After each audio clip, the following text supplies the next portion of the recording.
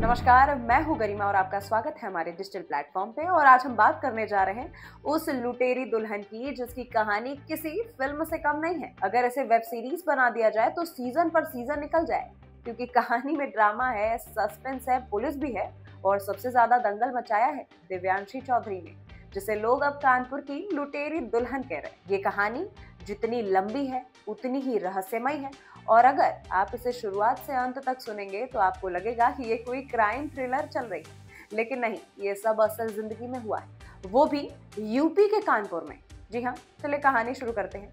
तो भाई, कहानी शुरू होती है एक आम से लड़के से जिसका नाम आदित्य, जो मेहनत करके दरोगा बना था। नौकरी मिलते ही घर में रौनक बढ़ जाती है, रिश्तों की बारिश होने लगती है। और इसी बीच आता है एक रिश्ता जिसमें दुल्हन का नाम निकलता है दिव्यांशी चौधरी। दिखने में सादगी, बोलने में मिठास और ऊपर से स्कॉर्पियो समेत लाखों का दहेज देने की बात। घर वाले खुश, आदित्य खुश और शादी धूमधाम से हो गई। लेकिन किसी को क्या पता था कि ये शादी असल कहानी का बस ट्रेलर है। शादी के कुछ ही हफ्तों बाद दिव्यांशी का असली रूप जो है वो सामने आने लगा। वो हमेशा काम में व्यस्त रहती, फोन पर लगी रहती, घर में कम समय देती थी और कुछ दिन में आदित्य से ऑनलाइन पैसे मांगती। आदित्य ने इसे पत्नी की जरूरत समझकर बिना सवाल बहुत बार पैसे भेज दिए। लेकिन धीरे धीरे उनके मन में संदेह बढ़ने लगा, क्योंकि उन्होंने नोटिस किया कि दिव्यांशी जब भी घर आती हैं तो वो आदित्य के फोन से बिना बताए सारे ऑनलाइन पेमेंट एप्स यानी कि यूपीआई, बैंकिंग, वॉलेट सब डिलीट कर देती। ये आदत आदित्य को अजीब लगी और एक दिन उन्होंने जबरदस्ती उससे सारे एप्स दोबारा डाउनलोड करवा दिए। जैसे ही बैंक स्टेटमेंट खुले, आदित्य के होश उड़ गए। दिव्यांशी के 10 अलग अलग बैंक अकाउंट थे और उन खातों में करीब 8 करोड़ रुपए जमा किए गए थे। पैसा कहां से आया, किसका था, शादी से पहले कहां थी, कौन है ये लड़की, सवालों की पूरी फाइल खुल गई। लेकिन असली मुश्किल अभी शुरू ही हुई थी। पुलिस में होकर भी अपने पत्नी के खिलाफ शिकायत करना आसान नहीं था। दिव्यांशी इतनी चालाक थी कि उसने उल्टा आदित्य के खिलाफ ही शिकायत लिखवा दी। अफसरों को गलत कहानियां बताई गई और आदित्य को ही सस्पेंस में फंसाने की कोशिश की गई।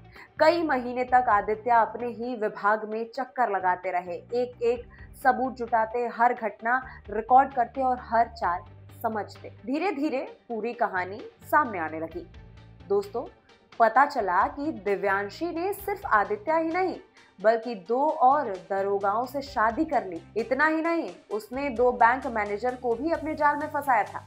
मतलब ये कोई सामान्य लड़की नहीं थी बल्कि पूरा रैकेट चला रही थी। उसकी मदद ऐसे लोग कर रहे थे जिन्हें समाज में बड़ा समझा जाता था। कुछ उसके साथी थे और कुछ लोग उसके हाथों ब्लैकमेल हुए थे, इसीलिए मजबूरी में उसका साथ दे रहे थे। जांच जैसे जैसे आगे बढ़ी, पुलिस के भीतर तक हलचल मच गई।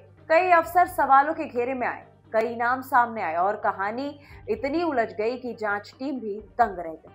जिस दिव्यांशी को लोग सीधा साधी लड़की समझते थे, वही शादी को हथियार बनाकर करोड़ों रुपए की लूट करती थी और कई लोगों को शादी, प्यार और ब्लैकमेल के चक्रव्यूह में फंसा चुकी थी। आदित्य अगर हिम्मत ना दिखाते तो ये कहानी कभी खुल नहीं पाती और शायद दिव्यांशी का ये खेल सालों तक चलता रहता। और आज हालात ये है कि इस पूरी कहानी पर अगर फिल्म बनाई जाए तो दर्शक दंग रह जाएंगे, और अगर सीरीज बने तो 1 सीजन नहीं 2-3 सीजन ऐसे ही निकल जाएंगे। क्योंकि ये कहानी सिर्फ लुटेरी दुल्हन की नहीं बल्कि उस पूरे सिस्टम की है जहां एक लड़की ने पुलिस, बैंक, अफसर, परिवार सबको अपने हिसाब से नचाया और अंत में खुद अपने ही जाल में फंस गई। फिलहाल इस पूरी स्टोरी में इतना ही। मिलती हूं मैं आपसे अगली वीडियो में। मैं हूं गरिमा, नमस्कार।